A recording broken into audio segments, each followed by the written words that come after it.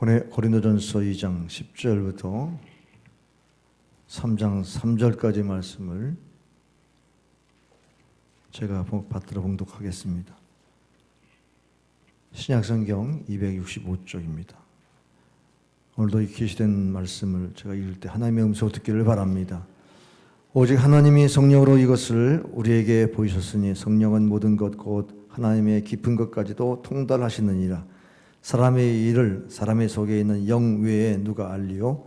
이와 같이 하나님의 일도 하나님의 영 외에는 아무도 알지 못하느니라. 우리가 세상의 영을 받지 아니하고 오직 하나님으로부터 온 영을 받았으니 이는 우리로 하여금 하나님께서 우리에게 은혜로 주신 것들을 알게 하려 하심이라. 우리가 이것을 말하거니와 사람의 지혜가 가르친 말로 아니하고 오직 성령께서 가르치신 것으로 하니 영적인 일은 영적인 것으로 분별하느니라. 육에 속한 사람은 하나님의 성령의 일들을 받지 아니하나니 이는 그것들이 그에게는 어리석게 보임이요 또 그는 그것들을 알 수도 없나니 그러한 일은 영적으로 분별되기 때문이라. 신령한 자는 모든 것을 판단하나 자기는 아무에게도 판단을 받지 아니하느니라. 누가 주의 마음을 알아서 주를 가르치겠느냐? 그러나 우리가 그리스도의 마음을 가졌느니라. 형제들아, 내가 신령한 자들을 대함과 같이 너희에게 말할 수 없어서 육신에 속한 자 곧 그리스도 안에서 어린 아이들을 대함과 같이 하노라. 내가 너희를 젖으로 먹이고 밥으로 아니하였노니 이는 너희가 감당하지 못하였거니와 지금도 못하리라. 다같이 너희는 아직도 육신에 속한 자로다. 너희 가운데 시기와 분쟁이 있으니 어찌 육신에 속하여 사람을 따라 행함이 아니리요. 아멘. 유대인들의 교육 지침서인 탈무드에 보면은 세 가지 유형의 사람이 있다고 그랬습니다.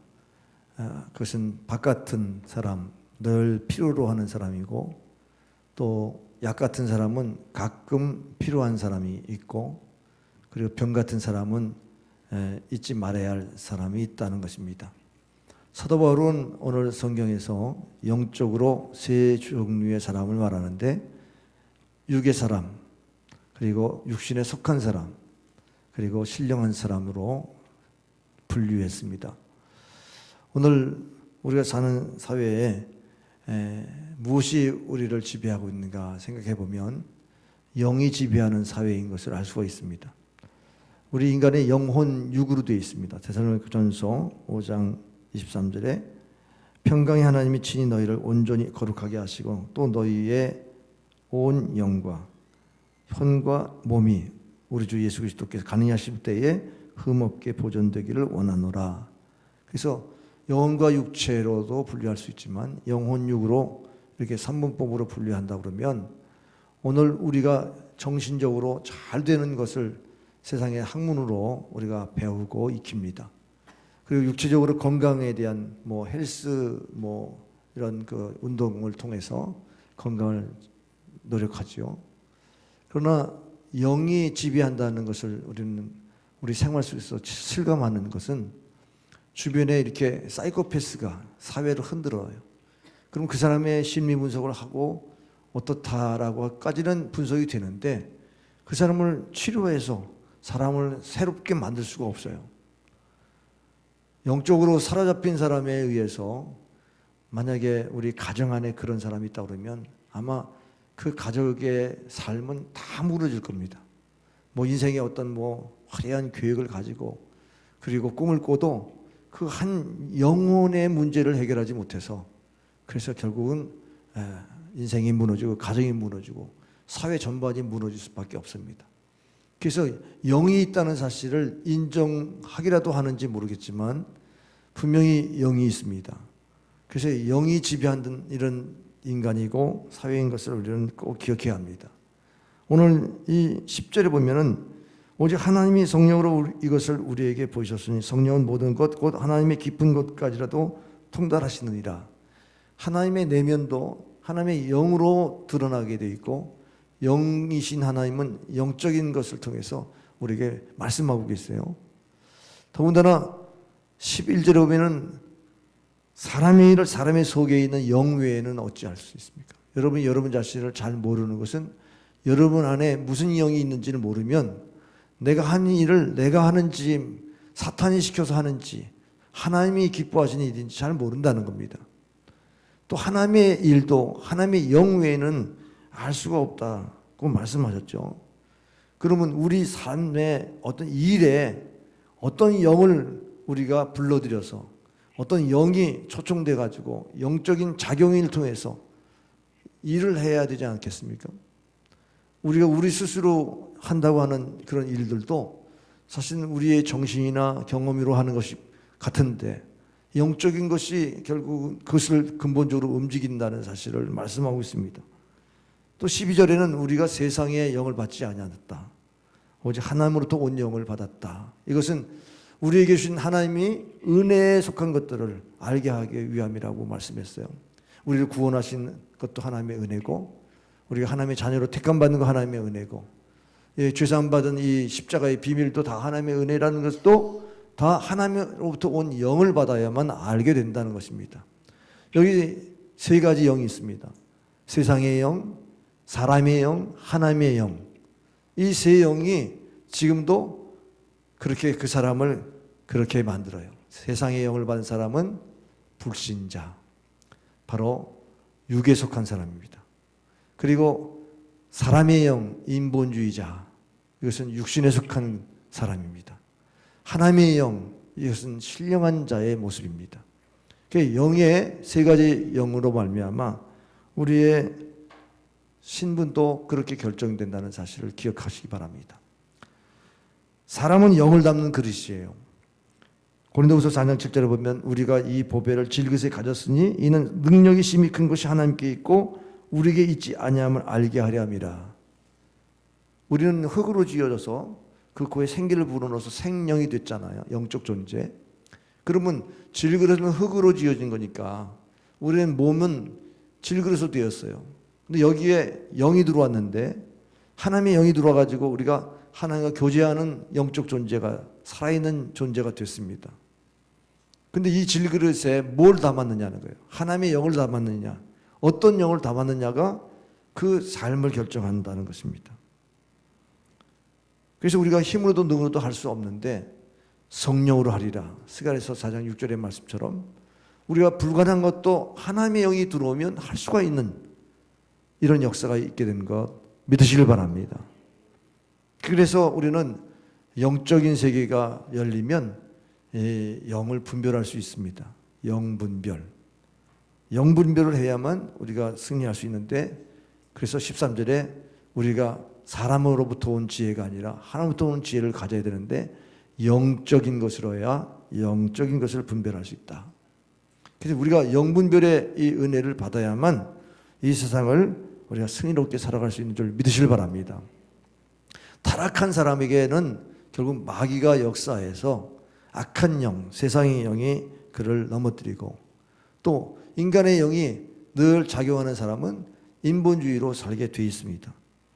그러므로 하나님의 사랑도 거부하고 십자가의 복음도 거부하고 그렇게 살아가면서 결국 이 땅에서 하나님 없이 살다가 그냥 인생이 끝난다면 그 지옥 형벌에 빠질 수밖에 없는 것입니다. 사탄의 영을 에베소 2장 2절 3절에서 말씀하기를 그때 너희는 그 가운데서 행하여 이 세상 풍조를 따르고 공중의 권세 잡은 자를 따랐으니 곧 지금 불순종의 아들들 가운데 역사하는 영이라. 그러니까 우리가 하나님을 대적하는 영은 마귀의 영이요. 이것이 불순종하게 한다는 것입니다. 그래서 3절에 보니까는 전에는 우리도 다 그 가운데서 우리 육체의 욕심을 따라 지내며 육체와 마음에 원하는 것을 하여 다른 이들과 같이 본질상 진노의 자녀였더니 결국 우리는 내 마음대로 살면 결국 진노의 자녀가 되는 하나님의 그 진노를 받을 수밖에 없는 그러한 존재이다. 마귀의 영을 받으면 멸망받을 수밖에 없는 거죠. 사탄은 우리를 죄를 짓게 만들고 하나님을 떠나게 만들죠. 그래서 하나님의 사랑을 거부하게 만들어서 육신의 정욕과 안목의 정욕, 이생의 자랑으로 살게 하는데 여기에 하나님의 사랑이 없어요. 자기 욕심이 있고 자기 그 죄악이 그 안에 가득한 것입니다. 그래서 우리는 영적인 것에 우리 인생이 결정되기 때문에 영의 세계가 정말 중요합니다. 빌바르트 CCC 총재가 전 세계를 다니면서 크리스찬들을 이렇게 조사해 보니까 90%가 다 인본주의적인 신앙을 갖고 있다. 그래서 신령한 자가 그렇게 적다는 겁니다. 먼저 자연인, 불신자를 말하는 육에 속한 자가 14절에 나오죠. 육에 속한 사람은 어떤 특징이 있습니까? 하나님의 성령의 일들을 받지 않는다는 거예요. 성령을 또 알지도 못한다. 그렇습니다. 성령을 모르는 사람은 성령의 역사에 대해서 거부합니다. 그것을 받아들일 수가 없어요. 왜? 이성만 있고 정신세계만 중요하기 때문에 이성으로 알 수 없는 세계를 그것을 믿는다는 것은 맹신주의자이고 그것은 이상한 사람이다. 그래서 거부하지요. 영의 세계는 이성을 초월하는 세계인데 그것을 가지고 판단하니까 결국 성령의 일을 받지 않습니다. 성령의 역사가 아까 얘기한 대로 사람이 할 수 없는 것들을 초월적으로 역사할 수 있는데 그런 것들을 거부하게 돼요. 그리고 성령의 일을 또 알 수도 없다고 그랬습니다.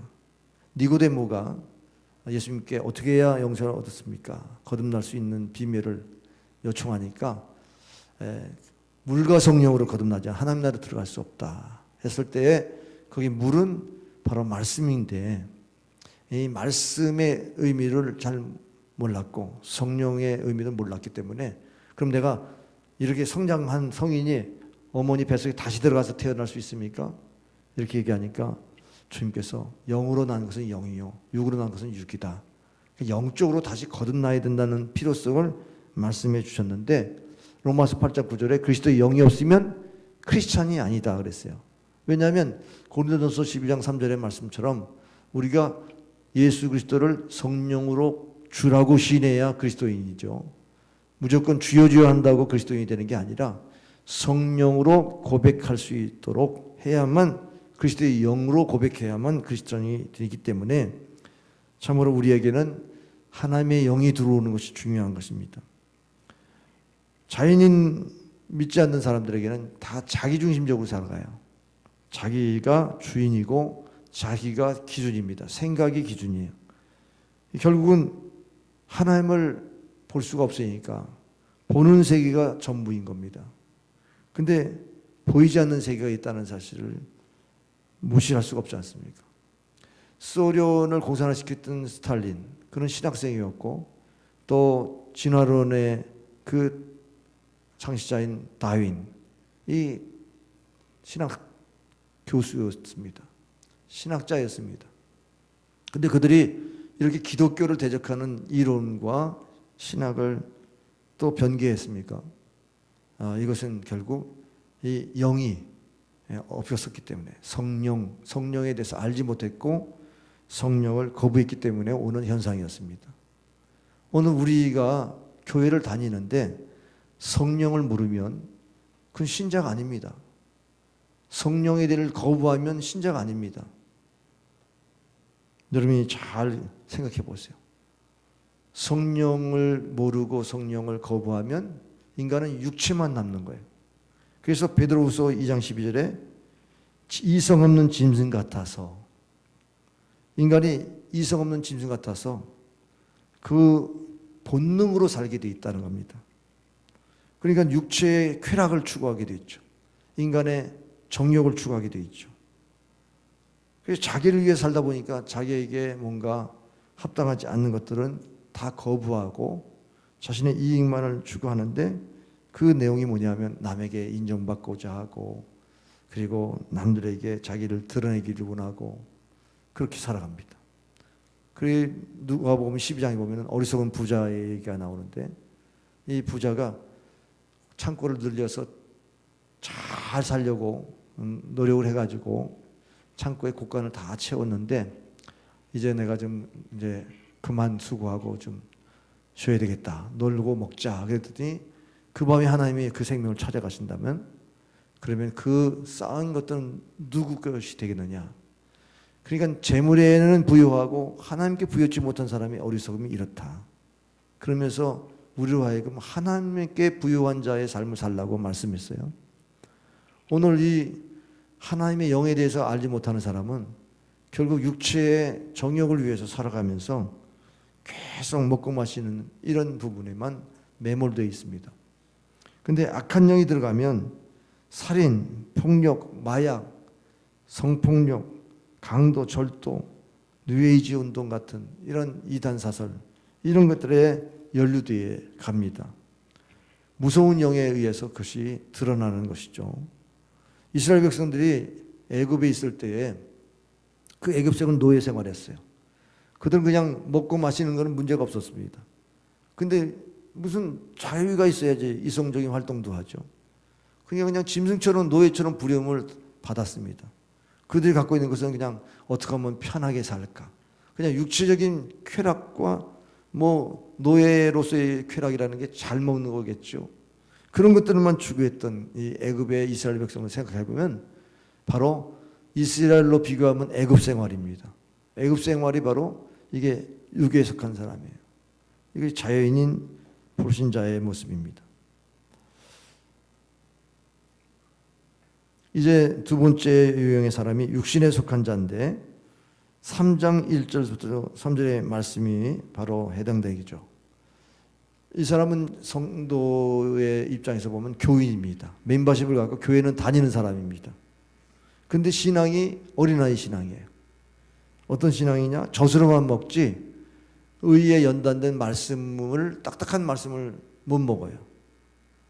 그래서 하나님 명령 가운데는 십계명이 있죠.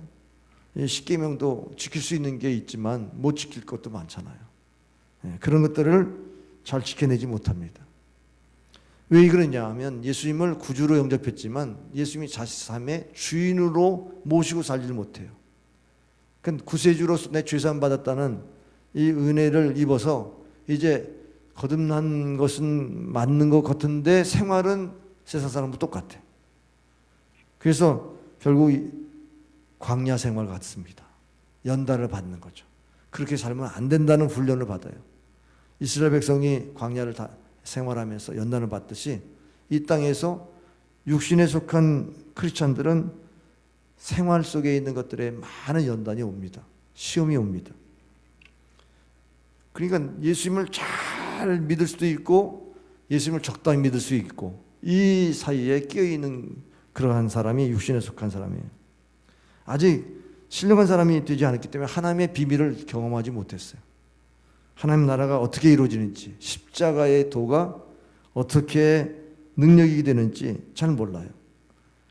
그래서 고린도전서 1장 18절 십자가의 도가 멸망하는 자들에게 미련한 것이요 구원을 받는 우리에게는 하나님의 능력이라고 그랬습니다. 그 하나님의 능력을 십자가를 통해서 경험하지 못했기 때문에 그래서 항상 능력을 사모하지만 십자가는 지지 않기 때문에 능력을 모르는 것입니다. 고린도 교회가 그 상업상 그 아주 화려한 도시죠. 그러나 우상을 숭배하는 도시였습니다. 그래서 그 교인들이 다 세속적이에요. 시장에서 음식 가지고 온 거 먹냐 마냐 가지고 이게 거룩한 떡이냐 뭐 이수상의 떡이냐 가지고 씨름하고 은사가 많이 나타나는데 그 은사 가지고 또 서로 싸우고 그리고 목사님들 이렇게 만났는데 바울을 만나서 은혜 받은 사람은 바울을 그렇게 주장하면서 또 베드로를 만난 또 신자는 또 베드로를 또 그렇게 존경하면서 다른 사람과 파당을 일으켜요. 나는 바울파다. 나는 베드로파다. 그리고 뭐 말씀을 잘 양육해 주시는 아볼로파다. 아볼로파도 있고요. 이것저것 다시니까 난 그리스도파다. 이게 파당이 있어가지고 서로 그냥 그렇게 나눕니다. 결국 육에 속한 사람의 모습은 신앙이 미성숙해. 어린아이 신앙이. 어린아이가 이게 똥오줌 못 가리는 거 아니에요. 어디 누울 때도 잘 모르고 어디 서야 될 때도 모르고 체면도 없고 뭐 도대체 이게 자기 자신 관리가 안 되잖아요. 그러니까 자기가 세상에 나가서 난 크리스찬이라는 것을 사람들이 알 텐데 왜 저런 행동을 하지? 그러면 교회 욕먹이고 하나님 욕먹이는 거 알 텐데 근데 신앙이 어리니까 그거를 절제를 못하는 거죠. 미성숙한 사람입니다. 그리고 사랑만 받기를 원하잖아요. 어린아이는 그냥 자기 고집대로 하면서 안 되면 짜증내고 울고, 그리고 엄마의 사랑만 구하고 전만 물리려고 그러잖아요. 하나님의 공의는 어디 갔습니까? 하나님의 심판은 어디 갔습니까? 바르게 사는 거에 대한 이런 관심도 없이 그냥 생활하는 데 목표가 없어요. 하나님 영광을 구하는 목표가 없어요. 그 나라와 그 일을 구하는 목표가 없단 말이죠. 세속적이죠. 현세적입니다. 물질적이죠. 그건 믿지 않는 사람하고 믿는 사람하고 뭐가 다르냐 할 때 똑같이 기복적이고 세속적이고 물질적인 건 똑같아요. 거기에 욕심이 있고 탐심이 있고 그런 것이 똑같단 말이죠. 구별이 안 됩니다. 고린도전서 15장 50절에 보면은 이렇게 살면 혈과 육으로는 하나님 나라를 유업을 받을 수 없다. 근데 육신에 속한 사람은 혈과 육으로 살아가거든요. 그래서 갈라디아서 5장 21절에 투기와 술 취함과 방탕함과 그와 같은 것들이라 전에 너희에게 경경과 같이 경계하노니 이런 일을 하는 자들은 하나님 나라를 유업으로 받지 못한 것이라. 그러니까 투기, 욕심으로 또 방탕함. 그러니까 아까 그 육에 속한 사람은 그 쾌락이 인생의 목표라면 여기 육신에 속한 그리스도인은 소유가 또 인생의 목표가 돼요. 내가 얼마나 많이 가졌는가 이런 거 가지고 하다 보니까 더 많이 간 사람 시기하고 질투하게 됐습니다. 오늘 본문의 3절에 보니까 시기와 질투가 있으니 너희가 사람을 따라 행함이 아니요 인본주의자들이죠. 로마서 8장 5절에 육신을 따르는 자는 육신의 일을, 영을 따르는 자는 영의 일을 생각하나니. 그러니까 영의 일을 생각해야 되는데 육신의 일만 생각하니까 사람이 어떻다 저떻다 사람 따라서 유행 따라서 친구 따라서 그렇게 살아가는 거예요. 제가 오늘 이 설교를 하면서 여러분이 지금 이 상태에 있다는 것을 잘 한번 생각해 보시고 내가 이런 생활을 좀 벗고 정말 신령한 그리스도인의 삶을 좀 살아야 되겠다 할 때 가장 많이 걸리는 것들이 있습니다. 그 걸리는 것들이 여러분의 발목을 잡고 있다는 생각을 잘 해보세요. 친구랑 같이 잘 지내기를 원하고 가족들하고 잘 지내기 원하고 그러잖아요. 근데 그런 것이 우리에게는 인간을 따라 행하는데 보니까 거기에 시기와 질투가 있고 세상 사람과 똑같이 살아가고 있는 우리의 모습을 통해서 와, 내가 하나님 보실 때는 내가 크리스찬인가? 이런 생각이 들 정도로 회의가 생기지 않겠습니까? 내가 믿는다면 세상 사람들이 부러워할 수 있을 정도로 크리스찬으로서의 존경을 받아야 되는데 내가 세상 사람들에게 욕먹으면서 살아야 되나? 여러분 이런 도전을 많이 받을 것 같은데 어떻습니까? 이스라엘로 말하면 광야에서의 이스라엘이에요. 이스라엘 백성들이 광야를 갈 때에 그들이 많은 40년의 연단을 받았잖아요. 근데 그들이 왜 연단을 받았어요? 무엇을 먹을까? 무엇을 입을까? 어디에 거처할까? 늘 그 부분에 대해서 관심만 갖고 살다 보니까 늘 원망해서 하나님이 때를 따라서 만나와 메추라기를 주시고 마실 물을 생수를 통해서 공급하셨죠. 그래서 신명기 8장에 보면은 너희가 광야를 지날 때 발이 부르지 않고 의상이 해지지 않았지 않느냐. 왜 너희들 이렇게 광야에서 시험했는 줄 아니? 그래서 신명기 8장 3절에 답이 있습니다. 사람이 떡으로만 사는 게 아니라 하나님의 입에서 나오는 말씀으로 살게 하기 위함이야. 그게 연단의 목적이었다는 거죠. 그럼 여러분 연단을 끝내려면 지금 내가 말씀으로 살겠다고 하는 이 진리를 붙들고 가나안 땅으로 들어가야 되지 않겠습니까? 그래서 하나님은 십계명도 주시고 성막제도를 통해서 예배를 어떻게 드릴 것인가를 구체적으로 알려주시고 그래서 우리가 말씀에 의지해서 기준이 이제 말씀이에요. 이거 말씀이 하지 말라니까 하지 말아야 되고 하라니까 해야 되지. 이렇게 삶이 변화해야 되거든요. 근데 내가 말씀에 의지해서 살려고 그러니까 너무 내가 그동안 그렇게 안 살아서 힘들어. 에이, 말씀 따로, 내 생각 따로. 교회는 다니는데 제자가 못 됐어요. 제자는 예수님을 따르는 사람인데 따르지는 못하겠어요. 그냥 주님이 내 삶에 나를 인정해주고 나에게 좀 도와줘서 잘 되게 해주는 주님이지 주님이 우리의 구주가 되실 뿐만 아니라 나의 삶을 주관하셔서 명령하시는 분으로 그렇게 삶의 왕으로 모시질 못하는 거죠. 그래서 하나님의 영을 받으면 하나님의 음성을 들을 수도 있고 하나님의 임재를 통해서 하나님의 뜻을 추구하게 돼 있어요. 성령의 인도를 받으면서 하나님의 뜻에 순종하게 되고 그 순종할 때마다 천사가 도와주셔서 하나님의 뜻을 이루게 하고 그렇게 살면서 파괴된 인간관계도 회복하고 사람이 사명으로 사는 것도 알게 되는데, 그런데 이것이 마귀와의 싸움에서 이것이 이렇게 변화된다는 겁니다. 마귀는 끊임없이 세상에 육신의 사람 앞에서 살게끔 무엇을 먹을까 무엇을 입을까 이방인처럼 살게끔 자꾸 유혹하거든요. 그게 걱정이죠. 오늘도 무엇을 먹을까 무엇을 마실까 우리 어떻게 살아야 되나 이거에 걱정이잖아요. 이것은 못 벗어나요. 하나님이 다 하시는데, 마태복음 6장에 다 하시는데 이방인처럼 살지 말고 너는 먼저 그 나라와 그 일을 구하면 이 모든 걸 너에게 더해 주신다는 약속을 받고도 우리는 생활의 변화가 안 돼. 왜 그러죠? 영의 문제예요. 영적 싸움에서 지는 거예요. 하나님의 영이 악한 영과의 싸움에서 이겨야 되는데 내가 혈과육으로 사니까 늘 지는 거죠. 늘 마귀에게 조롱거리나 당하고 무너지는 것입니다. 그래서 말씀을 세우는 삶을 살아야 되는데 이런 말씀이 우리 안에 있으면요 좋았던 사람과의 관계도 깨집니다. 친구는 좋은데 술 먹는 친구예요. 근데 내가 이제 교회 다니니까 나 술을 이제 끊었어. 그러면 좋은 친구 못 돼요. 왜 나랑 술 친구가 왜 술 먹으면서 교회 안 다니면 안 돼? 적당히 먹어요. 근데 신앙이 들어가면 그것마저 끊으면 좋은 친구 끊어져요. 취미가 있어요. 등산도 다니고 낚시도 다니고 주일날도 거기 다니면 어떻게, 그래서 교회 다니다가 그런 것도 취미도 끊어버리니까 그 친구들 다 끊어지잖아요.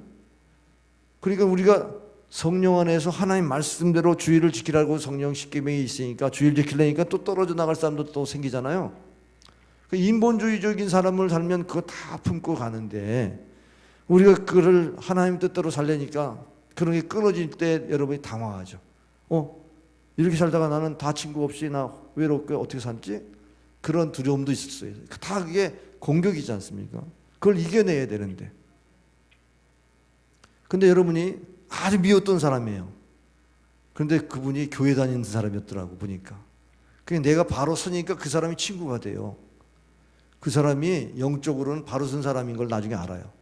그래서 말씀이 우리의 관계의 기준이 되면 우리가 딱 그 안에서 평안을 누릴 수 있어요. 영의 생각은 평안이요 육의 생각은 사망이라. 영의 생각은 생명이요 육의 생각은 사망인 거예요. 그러니까 우리가 영의 생각을 가지고 살면 이제는 땅의 것을 바라보지 하나님의 것을 바라보고 하늘나라를 바라보고 위의 것을 바라보는 그런 삶을 살면 이제는 이 땅의 소유에 대한 집착을 벗을 수 있다.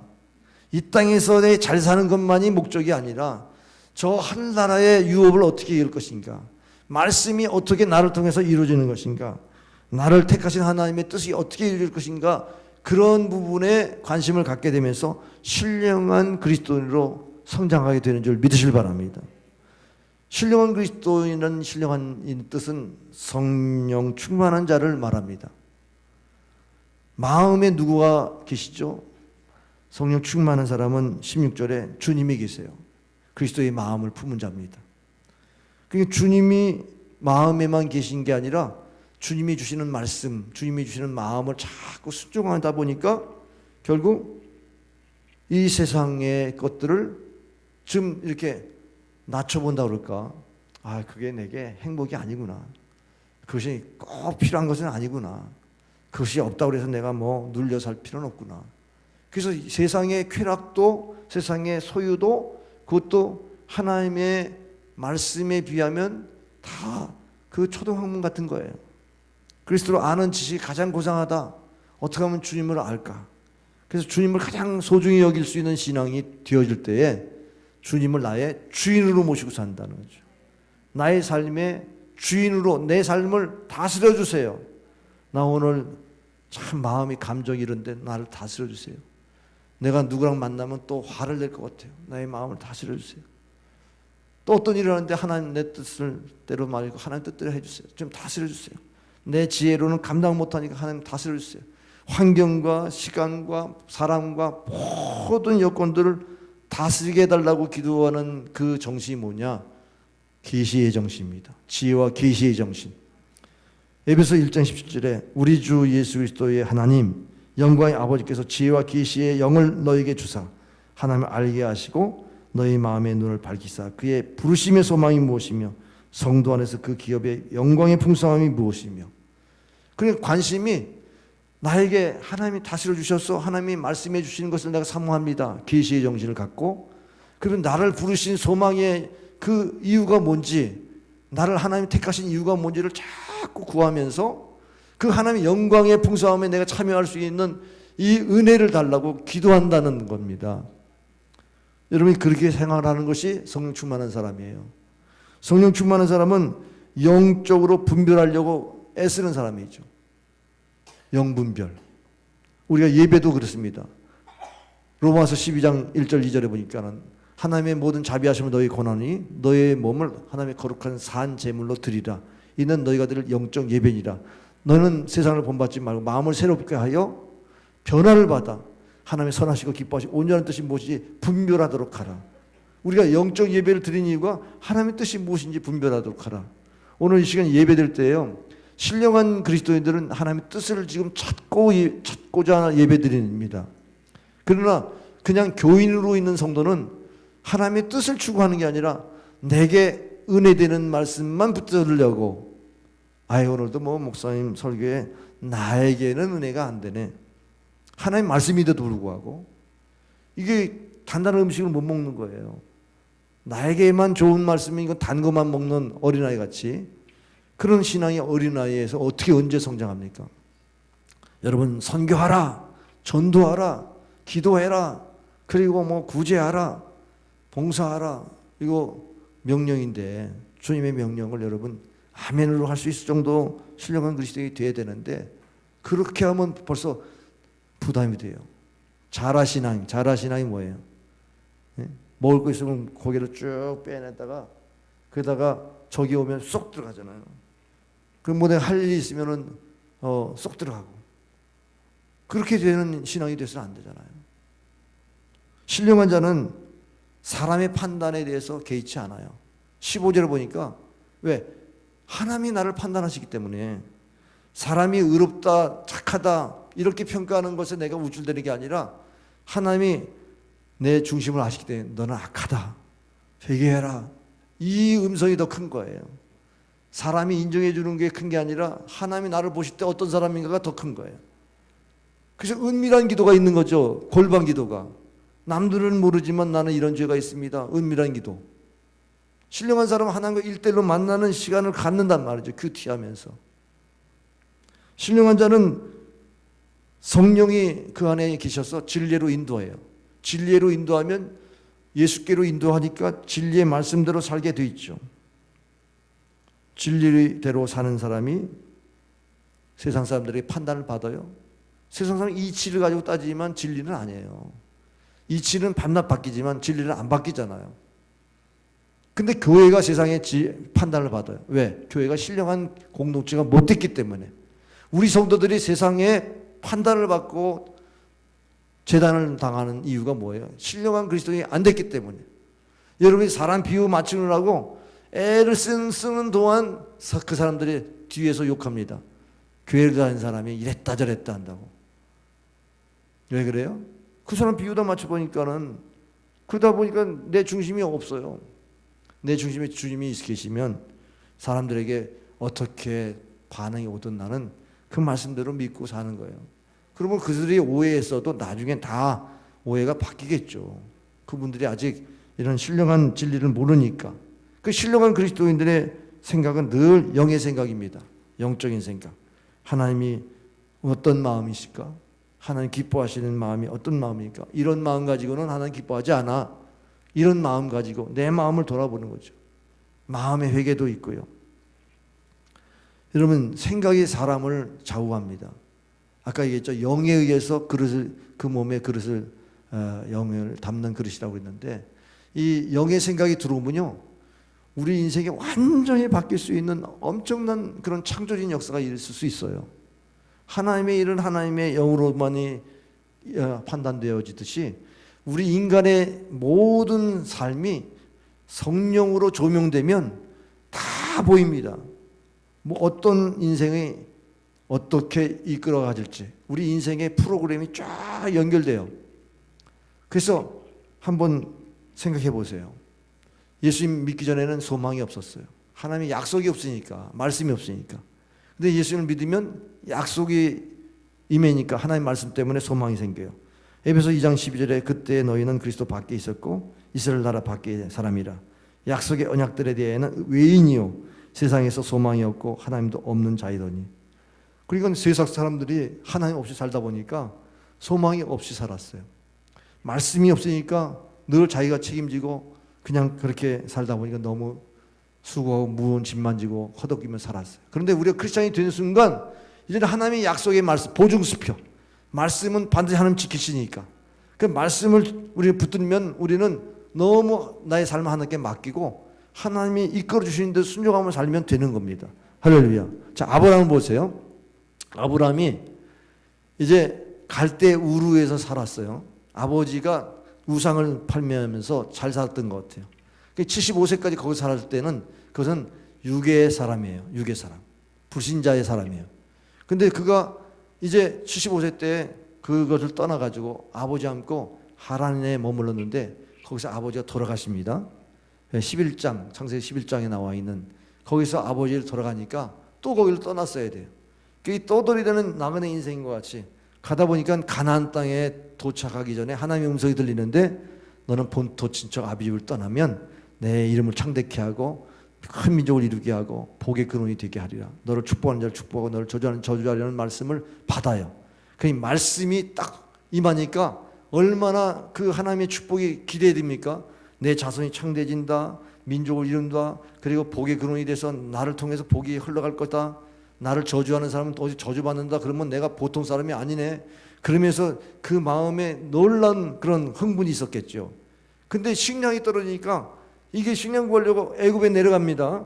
지금 창세기 12장에 나와 있는 얘기를 하는 거예요. 그랬더니 거기서 자기 아내가 너무 예쁜데 혹시 자기 아내를 탐할까 봐 누이라고 서로 약조해가지고 내 누이라고 소개하는데 바로 왕이 그 누이인 줄 알고 그냥 그 밤중에 이렇게 함께 동숙하려고 그러는데 하나님이 금하게 하셔서 두려운 마음 줘가지고 왜 누이라고 속이냐. 사실 이복동 누이는 맞는데 사람이 다 머리가 도니까 합리화시키는 거예요. 그 잘못된 것을 합리화시켜가지고 혼났죠.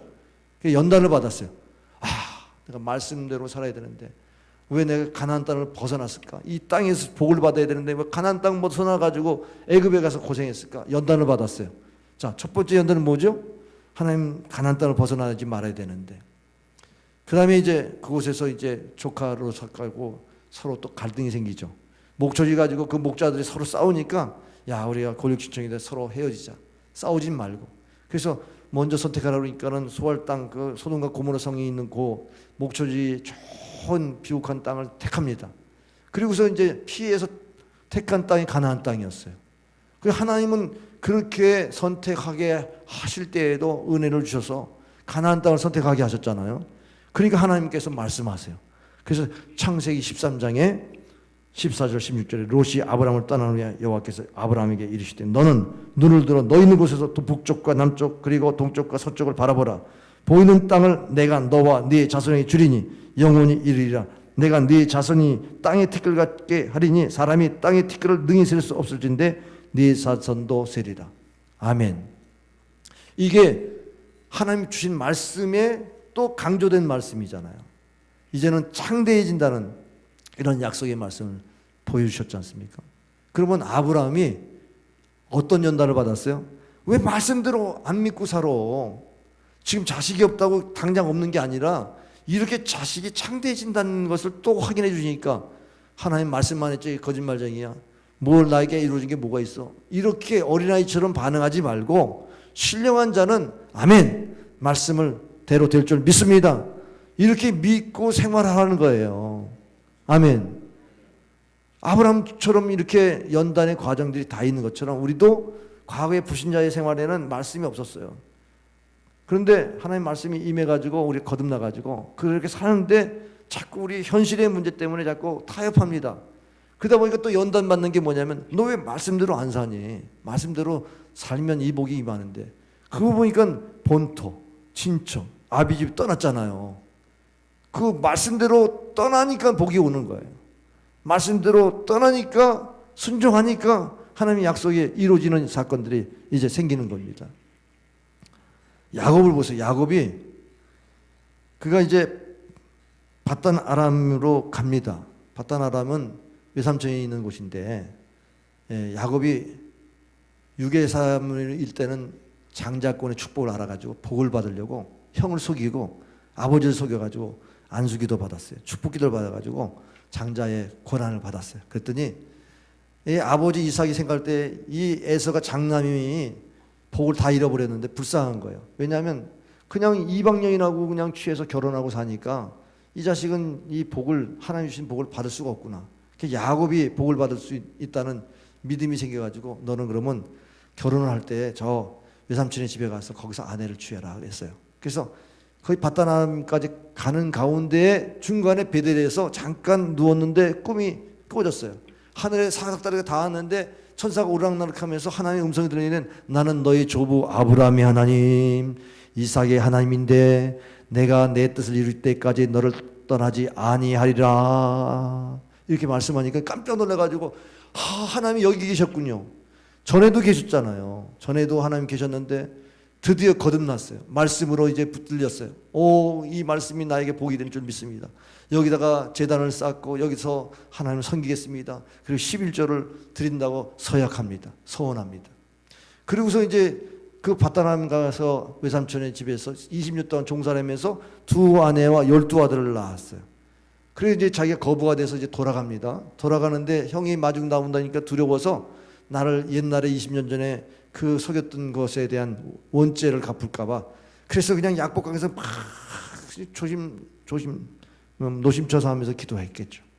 그러면서 하나님 나를 복을 달라고 형을 만나서 좋은 관계가 되게 해달라고 기도했겠죠. 이제는 자기가 물질의 복 같은 게 더 이상 자기의 복이 아닌 걸 알았어요. 죽음 앞에서 그게 무슨 나에게 복이에요. 그러니까 다 떠내보내고 혼자 남은 거예요. 진짜 복이 뭔지를 이제 거기서 경험하는 겁니다. 그 진짜 복이 뭐냐? 그게 베델의 복이에요. 베델에서 하나님 음성 들렸잖아요. 내가 내 뜻을 이룰 때까지 너를 떠나지 않으리라.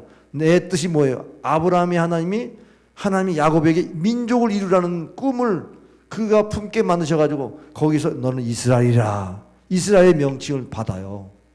그래서 그가 이제 야곱의 에서와 만나서 화해를 한 다음에 그 다음에 이제 에서가 너무 좋아가지고 우리 집으로 가자고 끌고 가는데 안 가는 거예요.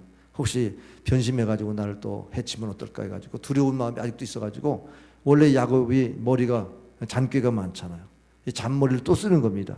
그래가지고 안 따라가고 숫꽃이라는 곳에 머물렀어요. 거기 우리간을 만들었으니까 짐승 키워가지고 거기서 잘 먹고 잘 살다가 오래 시간이 지났어요. 그때 이 세겜의 주장이 와가지고 거기를 이제 어떤 일이 벌어졌냐면 그 딸 디나를 간통합니다. 그래서 그 사건이 벌어지니까 동생이 그 형제들이 레위와 시므온이 할례 받아야 우리 결혼할 수 있다고 집단 할례를 시켜가지고 공격해서 그들 진멸하는데 거기에 그런 소식을 듣고 나니까 야곱이 정신이 나는 거예요. 와, 우리 집안이 왜 이렇게 됐냐? 이 땅에 살 수도 없잖아요. 그것을 떠나야 되잖아요. 도망가야 되잖아요. 도망가가지고 간 곳이 창세기 35장. 제가 주보에 25장을 잘못 썼는데 35장 거기 베델에서 예배를 다시 제단을 쌓아요. 그때 하나님의 음성이 뭐예요? 너는 야곱이 아니고 이스라엘이라고 그랬잖아. 왜 또 야곱 짓을 하느냐? 인간적으로 인본주의로 살지 말고 하나님이 말씀하신 언약의 사람으로 살아라. 이스라엘이라는 사실을 기억해라. 그것이 응답이었습니다. 그러면 신령한 자가 된 것은 말씀에 이끌리는 삶이잖아요. 전에는 내가 소유를 얼마나 가질까 야곱이 그렇게 했었는데 이것도 복이 아닌 거예요. 우리 그리스도인의 진정한 복은 바로 하나님의 약속이 나를 이끌어가는 삶, 약속이 성취되는 삶, 그 약속을 믿고 이뤄내는 삶, 이것이 진정한 복인 줄 믿으시길 바랍니다. 이것을 구하는 삶이 신령한 그리스도인 것입니다. 인간의 가치는요, 육으로 볼 때는 외모가 출중하고 재산이 많고 뭐 실력이 많고 이게 여러분이 잘 되는 사람인 것 같지만 그거요 티끌입니다. 하나님이 얼마든지 휙 부를 수 있고 우리 건강 자랑할 필요도 없어요.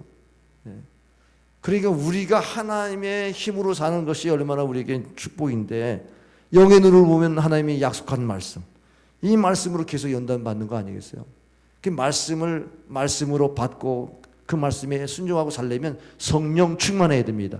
하나님의 영이 우리 안에 들어와서 그렇게 믿고 따르게 만드는 영, 이 영에 이끌리는 삶, 이것이 성령의 인도를 받으려고 성령 충만해야 되죠. 에베소 5장 18절 술 취하지 말라 이는 방탕한 것이 오직 성령의 충만을 받으라. 성령 충만은 일회적으로 받는 것이 아니라 명령입니다. 받아야 되고 늘 받아야 되고 순간순간 받아야 돼요. 성령에 이끌려야 되니까.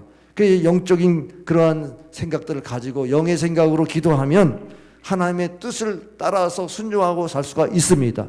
그런데 그렇게 은혜를 받았는데 또 자기 생각이 앞서서 할 수 있어. 내 경험상 이렇게 하면 안 돼. 기도도 안 해보고 주의를 해요. 이렇게 하면 될 거야. 여러분이 하나님조차도 하나님의 영에 이끌리지 않고 자기 경험, 자기 지식 이런 거 가지고 살면 또 아까 연단받는 세월로 또 돌아갑니다. 그러니까 어떤 사람은 성령 충만한 사람은 머물러 있는 게 아니에요. 목사라도 내가 하나님의 뜻을 추구하지 않고 말씀에 이끌리지 않으면 저도 육신에 속한 사람이 되어집니다. 여러분이 육신에 속하더라도 지금이라도 말씀에 의지해서 살겠습니다. 말씀을 사모하고 말씀의 인도를 구하는 삶을 살면 여러분이 말씀의 언약을 이룰 수 있는 복된 삶이 되는 줄 믿으시길 바랍니다. 단순하잖아요. 근데 이 말씀을 순종하지 않으면 에베소 4장 30절에 하나님의 성령을 근심하게 하지 말라. 그 안에서 너희가 구원의 날까지 인침을 받았느니라. 여기 성령을 잡고 소멸하게 돼요. 근심하게 돼요. 근심이라는 단어가 고통을 준다, 슬프게 한다, 상처를 입힌다, 섭섭하다.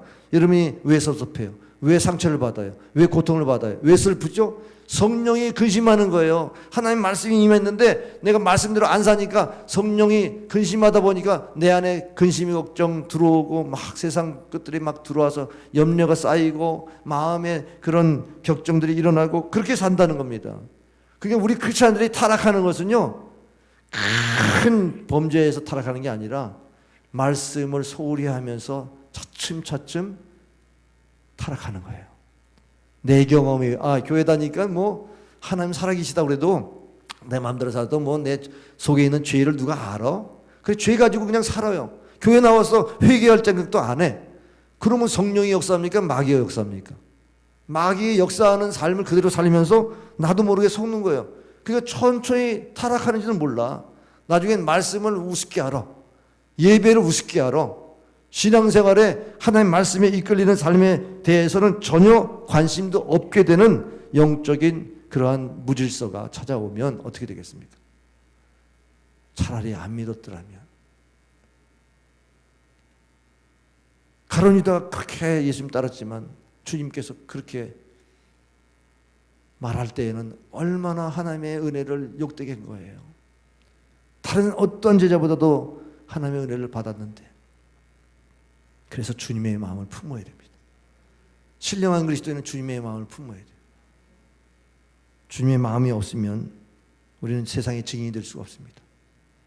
그래서 우리가 주님의 마음을 품으면요, 어떤 위험에도 말씀을 지킬 수가 있어요. 주님이 그 길을 가셨으니까. 그래서 우리 안에 있는 예수님을 증거하게 돼요. 그래서 증인이 됩니다. 증인이 된다는 것은 예수님이 내 안에 계신 것이 증거되는 역사가 있는 거예요. 안진병이 기도할 때 내게 있는 것은 내게 주노니 은과 금은 내게 거예요. 나서 예수님을 걸으라. 내 안에 있는 예수님이 능력이 되는 거예요. 십자가의 능력을 경험하게 되는 거예요. 그래서 밤낮 나는 죽겠는데 나를 또 살려주시는 하나님이 다른 사람에게 놀라게 만들어가지고 예수 믿게 만드는 거예요. 그래서 내가 예수 증인이 되는 줄 믿으시길 바랍니다. 그래서 성령 충만한 사람은 전도가 되어지는 것을 경험해요. 왜냐하면 내 안에 예수님이 살아계시기 때문에 고린도후서 6장 8절 10절에 우리는 속이는 자 같으나 참되고 무명한 자 같으나 유명한 자요 죽이는 자 같으나 보라 우리가 살아있고 징계를 받는 자 같으나 죽임을 당하지 아니하고 근심하는 자 같으나 항상 기뻐하고 가난한 자 같으나 많은 사람 부유하게 하고 아무것도 없는 자 같으나 모든 것을 가진 자로다. 주님이 여러분의 삶의 왕이 되시면 이러한 영적인 능력이 생겨요. 소유의 쾌락에 마음 뺏기지 않고 하나님의 유업이 이 땅에 어떻게 나를 통해서 이루어지는가, 거기에 목적이 있어요. 그래서 늘 주님의 마음을 품어야만 나를 통해서 역사하니까 나를 써주세요. 성령께서 나를 인도해 주세요. 이게 성령 충만한 그리스도인의 삶으로 열매를 맺게 되는 줄 믿으시길 바랍니다. 여러분은 신자입니까? 제자입니까? 교인입니까? 불신자입니까? 영에 달려 있습니다. 성령을 모십시오. 성령 충만하십시오. 기도하겠습니다.